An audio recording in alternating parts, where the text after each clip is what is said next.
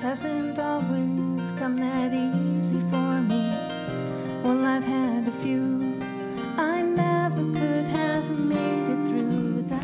The Women's Millionaire Club, and we have the author with us, Maureen G. Mulvaney, and better known as MGM. MGM. Good morning. Good morning. So glad to be here. What a brilliant marketing ploy to the MGM. Well, it was purposeful. My mother named me Maureen Gail Mulvaney because it was Irish and lyrical, and she loved it. But the reality was she wanted my initials to be MGM, her big production. I mean, you can even make this stuff up. And so it was fabulous. So she was a fan of Metro-Goldwyn-Mayer. A fan, a big fan. And so do it big, do it gracious, and that was my mom. And you you're will living one up day to that. That's be a big production. And she used what they call spaced repetition, and the commercials use it all the time. If you say it, do it, experience it 6 or more times within 21 days, you own it. So my mother had used that my whole life. The first time I spoke before 5,000 people, I was nervous, as anyone would be, and I had gone the night before to look at it. And when I got there, I called my mother, "Oh my gosh, I can't do this." And my mother said to me, "Maureen, you are MGM." She was from Boston, and she says, "You step on that stage and you claim your destiny." By the time I got back to my hotel, dozen red roses saying, "MGM, you've always been our big production. Claim your destiny." It sounds like confidence, self-confidence has a tremendous amount to do with being a millionaire. I believe that what happens is you might not start that way, and what I did was took 21 women that had absolutely no business experience prior to that. Some of them didn't have a lot of education. I interviewed them, I surveyed them, I assessed them to find out what they did that made them so successful. And I believe that confidence was learned. It's not that they started that way. And I think in today's economic environment, people have to understand that. So is that the common thread, or is there another common thread you found? There were several, and they didn't know what the common thread was, and that was the point of writing the book.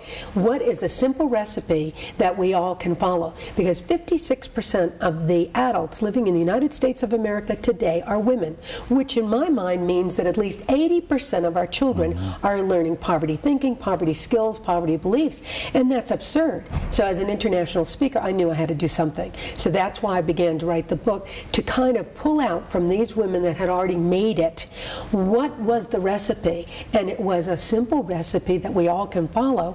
And once you do the basic recipe, then you can add ingredients to spice it up. So anyone can do this, MGM? And the men too. Of course, Lou, we don't want to leave you out. Don't leave us out. Come on, success is success. It is. So you believe that anybody that really dedicates themselves, as you said, to the basic recipe can become a millionaire? Oh, there's no doubt in my mind, and I am the perfect living proof of it, because when I thought I'd married for a lifetime, and it somehow didn't happen, and I came to Phoenix, Arizona, flat broke, without a dime, family, friends, nothing. Everything had been wiped out. And like so many people today, I just brooded on it, and I sat there and I thought, oh my gosh, doom and gloom. First thing I had to do, don't turn off this particular show, but all the other doom and gloom shows, and I had to stop that, and I had to sit down and really think about it. The first thing, every one of these women, 100% changed their language. The language has to be, I decide, not the economy. You cannot tell me that the millionaires have somehow left the planet. The money is still here. It's a matter of how we're going to get to it. And so what happened is, all of these women, all 21 of them, decided. That was the word. Number one, I decide. Okay, you have written the Women's Millionaire Club, and I think this is a fair question. You can choose to answer it or not. Sure. If you have written the Women's Millionaire Club and you are telling women how they can become a millionaire, did you eventually become a millionaire? Did I? Of course. Okay. That was it. I started with nothing when I came to this area, but I built it up, and a lot of it was the recipe and learning how to, number one, decide. Number two, what they all did was they got a home-based business. Now, in the height of the 1980 Does it have to be a home-based business to become a millionaire, do you think? No, but it certainly helps. I'll be honest with you. I I didn't start thinking that way, but I am now. Okay. I guarantee you that is the easiest way to get there. So what did you do to become a millionaire? I personally I've become a speaker and an entrepreneur. And I think that that was huge, because I think we came to these shores as entrepreneurs. Then we got into jobs, and the jobs are golden handcuffs, because as long as you do what I tell you, when I tell you, how I tell you, you will make X number of dollars only. When you're an entrepreneur, it's all about what you can do and what you can think, and if you can think it up, and if you can believe it. Is that your definition of an entrepreneur? An entrepreneur is someone that absolutely goes out and makes a decision to own their own business. Now, these women all were in home-based businesses, because my thing was, if I tried to find role models that everyone could follow, corporations, you had to have lots of education and experience, and many women, let's face it, are still hitting their head on that glass ceiling and getting pretty bloody. And if they own small business, massive amounts of capital one had to have. But a home-based business, as an entrepreneur in some of these companies, they call it friendship marketing, network marketing, multi-level marketing. I had a pretty bad connotation at first, but after I researched these women, I mean, there were a number of years, 30 years ago, got a very, very bad rap and a bad reputation. Huge difference. I guarantee you, I did the research and it was shocking. Even I was absolutely flabbergasted to find out that many people came out of the Great Depression because they were in home-based business.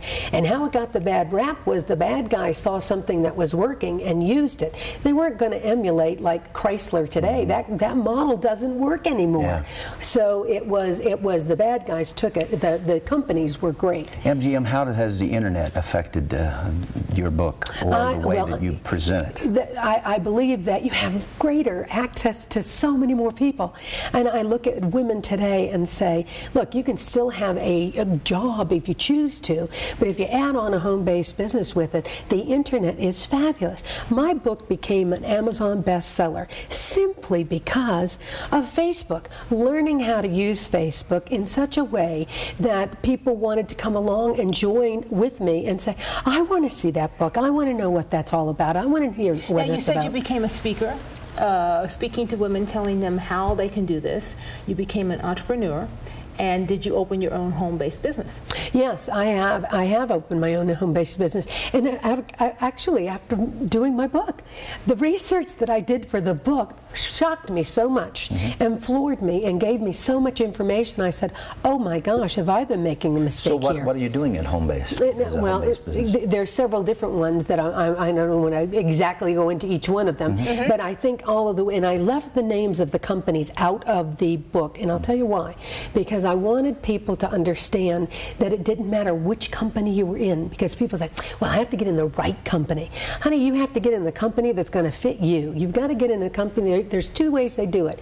Either you're selling product or you're selling services. Right. And you have to understand which works for you. One of the women in the book, this was most brilliant. I'd never heard anybody say this. She said, my husband and I quit our IBM jobs because we knew this stuff worked, but we didn't know whether we wanted a service or a product, so we joined several to find out which was best for us. I thought that was a brilliant strategy.